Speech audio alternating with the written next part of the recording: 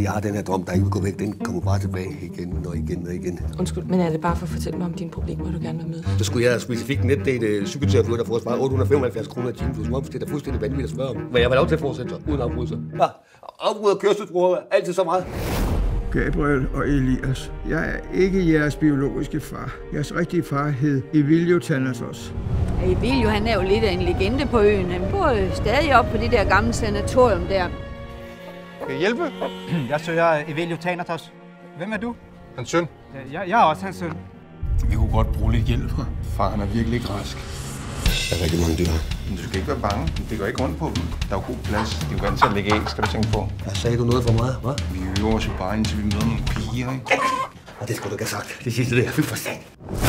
Der er slet ikke nogen af dem, der har den samme mor. De døde alle sammen, dengang de fødte os. De gamle her, de kalder Evilio for dødens pølse. Ja, humoren, den er sådan lidt en til en her på øen.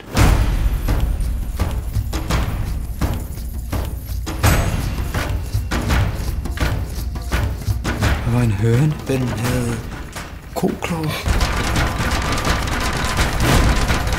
Hold kæft! Hold kæft, hold kæft, hold kæft! Han har da fået det fuldstændig forkerte ben ud af sengen. Der sker nogle forandringer nu. Vi må begynde at kommunikere med hinanden. Kommunikere med hinanden? Ja. Hvad fanden mener du? Og så skal vi også stoppe med at sove sammen. Nej, nu stopper det. Hvad nu, hvis der ikke er nogen, der gider være sammen med os? Den var god. Det er da et ganske udmærket udvalg. Nu kommer der en. Han afsætter. Hvad var det?